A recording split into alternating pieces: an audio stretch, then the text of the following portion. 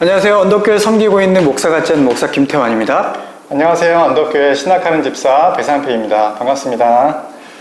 지난번에는 교회 수입인 11조에 대해서 얘기를 해봤는데 오늘은 교회 지출 문제를 한번 생각해 보려고 합니다. 목사님, 네. 교회가 어디에 어떻게 돈을 써야 잘 쓰는 걸까요? 그 문제 참 중요하죠. 왜냐하면 어떤 단체나 조직이 어디에다가 재원을 사용하냐에 따라서 그 단체나 조직의 가치관과 또 사상과 깊게 연결되어 있기 때문입니다. 교회도 마찬가지죠. 교회가 어느 것에 돈을 많이 쓰느냐, 교회 관심이 어디 있느냐를 나타내는 지표입니다. 예를 들어서 교회가 교회 재원을 교회 건축이라든가 아니면 교육이라든가 아니면 목회자의 살이나 복지에 많이 쓴다거나 아니면 사회복지나 선교에 관심을 두느냐에 따라서 그 재원이 달라지잖아요. 그 재원의 쓰임에 따라서 교회 철학이 바로 드러난다고 볼 수 있습니다. 예, 교회 지출에 대한 조사가 많지 않은데 저희가 이제 좀 찾아보니까 2006년에 건강한 교회 재정 확립 네트워크라는 데에서 46개 교회를 대상으로 조사한 결과가 있습니다. 네. 이것도 사실은 이제 수많은 교회에다가 결산서를 좀 보내달라고 요청을 했는데 이제 대부분의 교회들이 거절을 하고 46개 교회가 이제 제공을 하고 협조를 한 것입니다. 조사를 해봤더니 평균적으로 보면 교회 예산의 약 85% 정도를 교회 운영과 유지에 사용했다고 합니다. 네.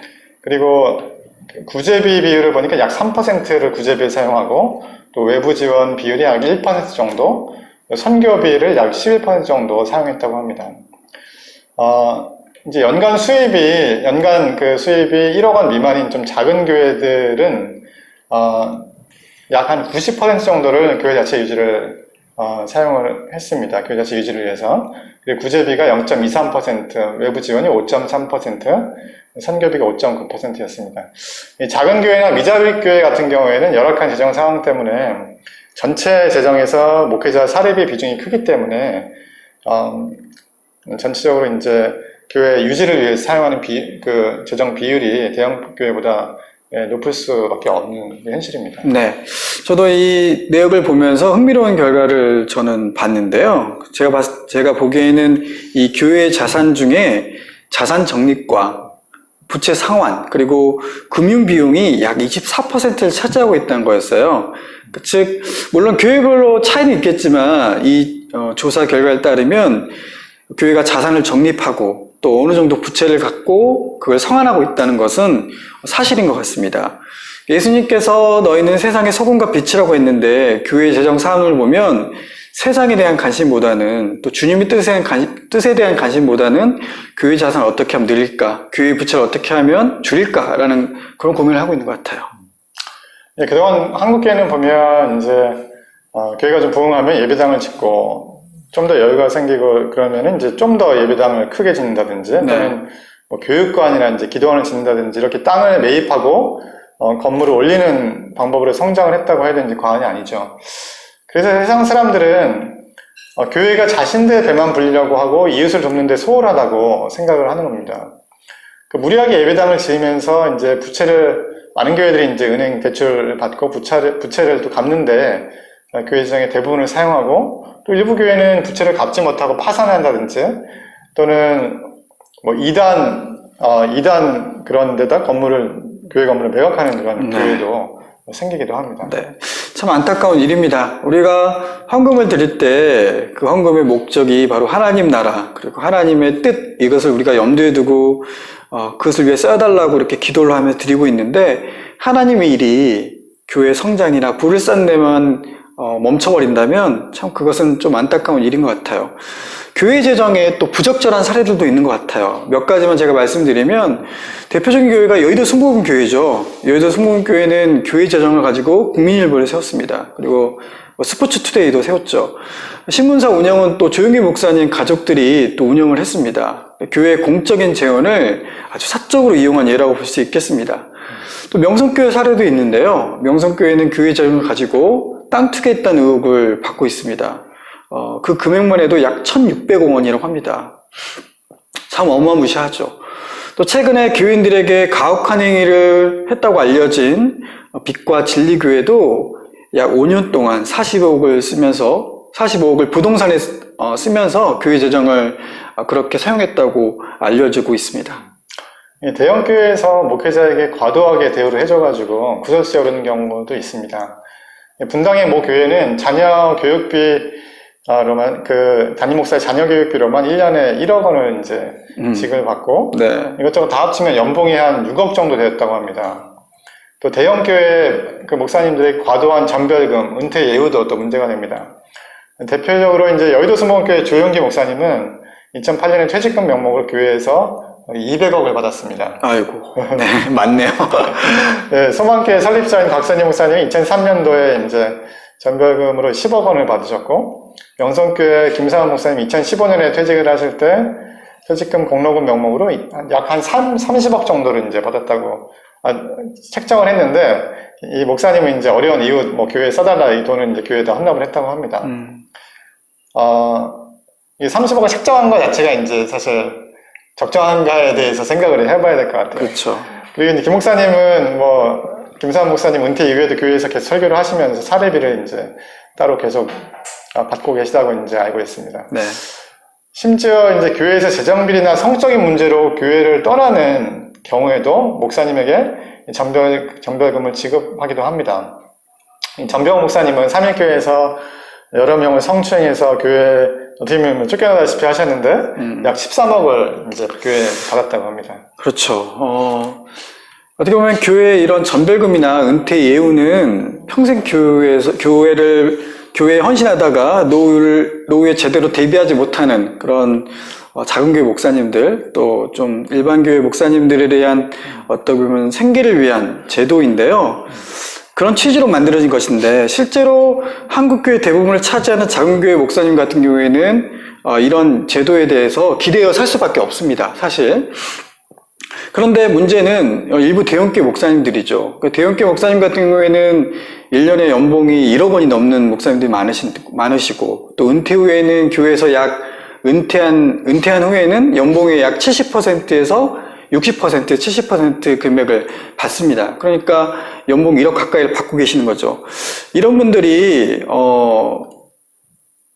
정말로 연봉을 이렇게 많이 받으시고, 또 은퇴 후에도 그렇게 돈을 만드신 분들이 과도하게 또 전별금을 받는다는 것은 교회 재정에 대한 잘못된 예라고 볼 수 있겠습니다. 또 대형교회 목사님들의 또 전별금이 논란이 되는 이유는, 목사님들이 이 은퇴자금 외에도 2중, 3중으로 또 돈을 수령하는 데 있습니다. 교회에서 전별금을 받는데도 불구하고 매달 사례비도 받으시고, 집도 차도 또 제공받으시고, 또 교단의 연금이라든가 또 일반 연금을 수령하는 목사님도 계십니다. 일반 선민들은 평생 일해도 이러한 전별금이라든가 은퇴 이후를 받을 수 있을까요? 집사님 어떠신 것 같으세요? 직장을 예를 들면 30년을 다녀도 퇴직금 얼마 안 되죠. 사실 1억, 2억, 3억 이렇게 받기 쉽지는 않은 상황인데, 네. 그러니까 일반인의 상식으로는 납득이 안 가는 거예요. 그렇죠. 그리고 은퇴를 하면 그 회사에서 만약에 생각해 보세요. 은퇴가 자기가 받았던 연봉의 60%에서 70% 매달 주고, 또 집도 주고, 차도 주고, 또 이렇게 특별하게 또 연금도 주고, 이런 어떻게 보면 모습들이 일반 서민들, 또 일반 시민들의 상식과는 맞지 않거든요. 이러한 상식을 벗어난 행위 때문에 교회가 신뢰하지 못할 집단으로 전락하고 마는 것 같습니다.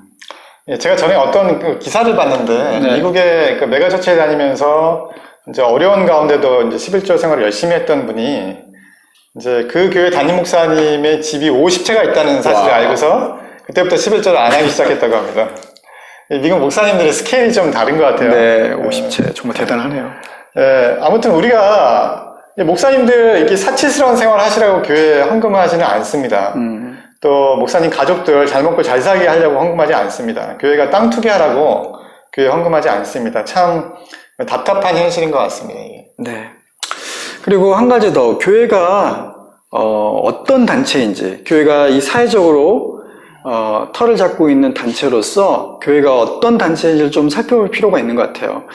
교회는 세법상 공익법인에 해당된다고 해요. 공익법인은 다수로부터 기부금을 받아서 공익의 목적으로 사용하고 그것들을 활동하는 비영리 단체를 지칭하는 말입니다. 공익을 위해 재정을 사용하기 때문에 기부금에 대한 소득공제, 또 세액 혜택 등 각종 혜택을 받습니다. 교회가 그런 의미에서 과연 공익을 위해서 활동하고 있는지, 또 공익의 관점에 맞게 재정을 사용하고 있는지 한번 살펴봐야 될 것 같습니다.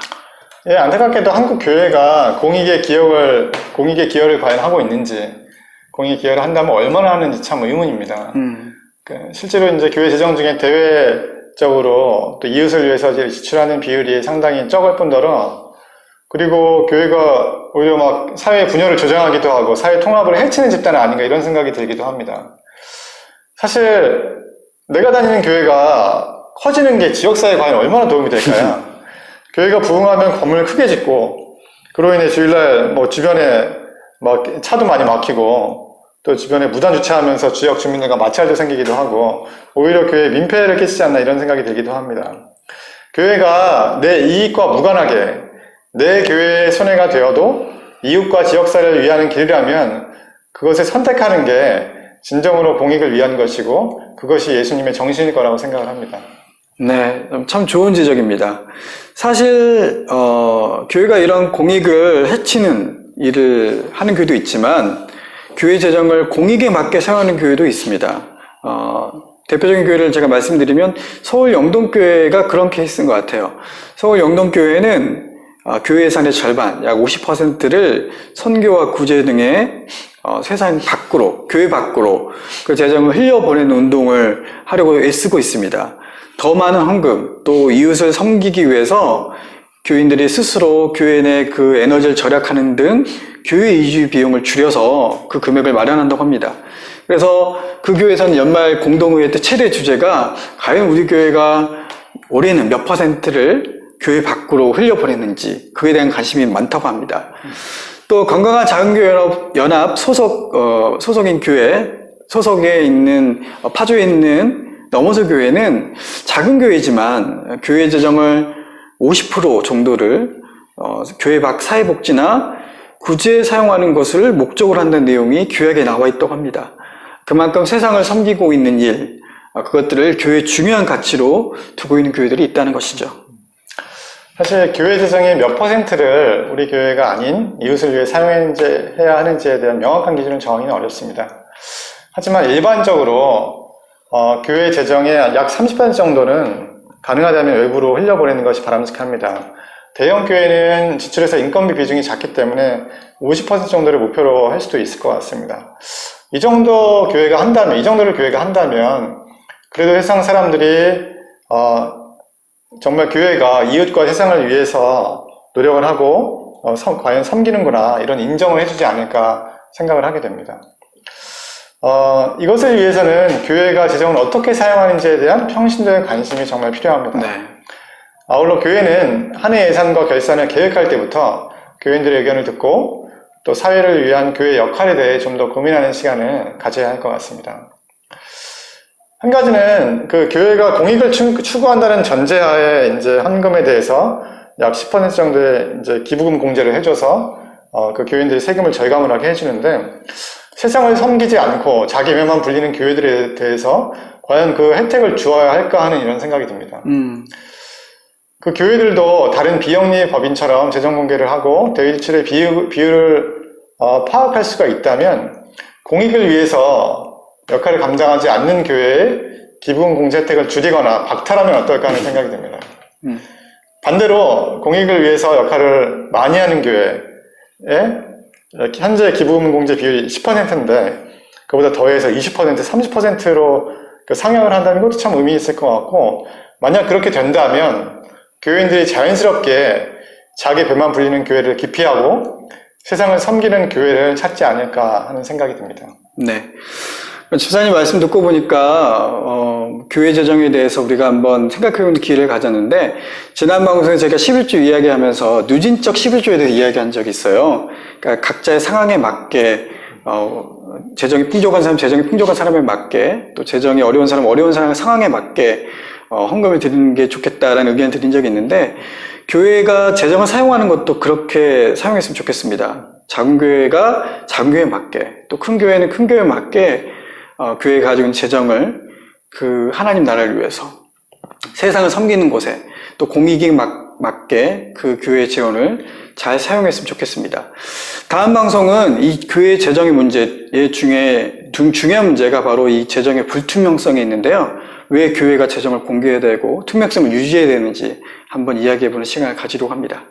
시청해주신 여러분 감사합니다. 감사합니다.